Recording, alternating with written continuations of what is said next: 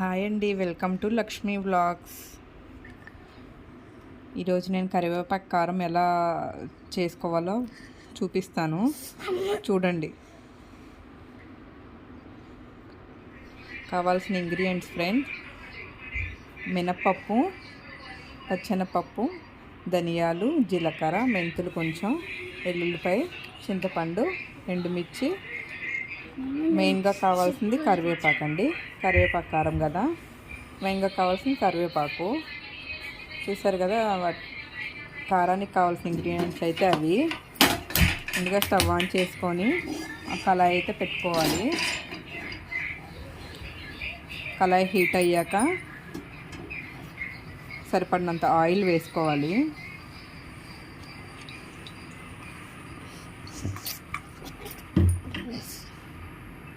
సరిపడినంత ఆయిల్ వేసుకొని ఆయిల్ అయితే హీట్ అయ్యాక మినప్పప్పు, పచ్చెనపప్పు, ఇంకా ధనియాలు, మెంతులు వేసుకొని ఫ్రై చేసుకోవాలి.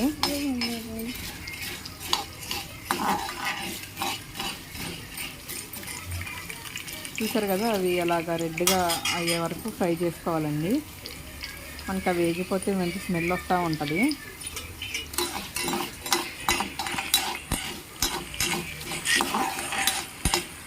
చూసారు కదా, ఇలా ఫ్రై చేసుకుంటూ ఉండాలి.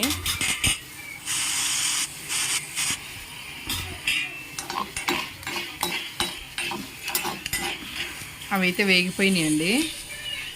ఇంకా చింతపండు, జీలకర్ర, ఎండుమిర్చి అవి కూడా వేసుకొని ఫ్రై చేసుకోవాలి.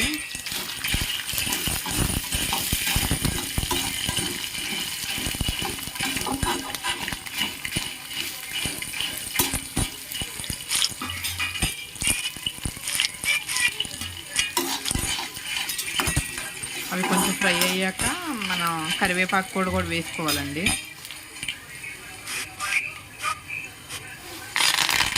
కరివేపాకు కూడా వేసుకొని మంచిగా ఫ్రై చేసుకోవాలంతా.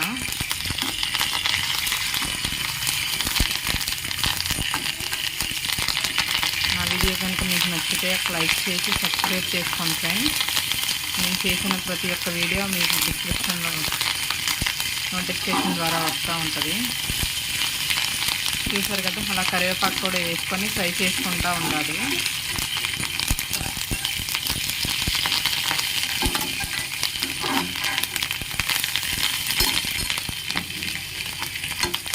టిఫిన్స్లోకి చట్నీ చేసుకునే టైం లేనప్పుడు ఇడ్లీలోకి, దోశలోకి, పునుగుల్లోకి అలాంటి వాటిలోకైతే కరివేపాకు కారం చాలా బాగుంటుందండి. అలానే వేడివేడి రైస్లో కూడా బాగుంటుంది. ఇంకా ట్రై చేసి చూడండి.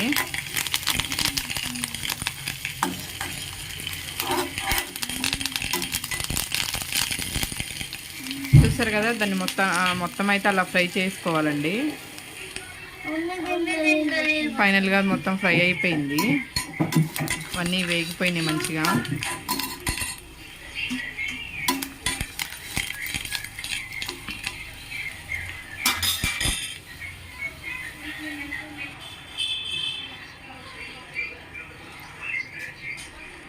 అలా ఫ్రై చేసుకున్న తర్వాత వెల్లుల్లిపాయ తీసుకున్నాం కదండి, ఆ వెల్లుల్లిపాయని ఫస్ట్ మిక్సీలో వేసుకొని కచ్చపచ్చగా గ్రైండ్ చేసుకొని అది పక్కన పెట్టేసుకోవాలి. తర్వాతగా ఫ్రై చేసి పెట్టుకున్న అవన్నీ మిక్సీ జార్లో వేసుకొని గ్రైండ్ చేసుకోవాలి.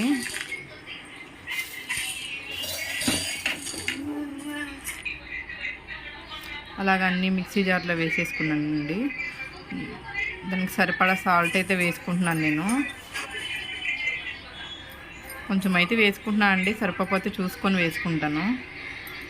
చూసారు కదా, అలా కరివేపాకు కారం అనేది మిక్సీ అయితే వేసుకున్నాను. ముందుగా వెల్లుల్లిపాయ మిక్సీ వేసి పక్కన పెట్టుకున్నా కదండి, అది కూడా యాడ్ చేసుకొని ఒకసారి మిక్స్ చేసుకొని సర్వింగ్ బౌల్లోకి అయితే తీసుకోవాలి. చూసారు కదా, నా వీడియో కనుక మీకు నచ్చితే ఒక లైక్ చేసి సబ్స్క్రైబ్ చేసుకోండి ఫ్రెండ్స్. ఎలా ఉందో కామెంట్ సెక్షన్లో చెప్పండి. Thanks for watching my video.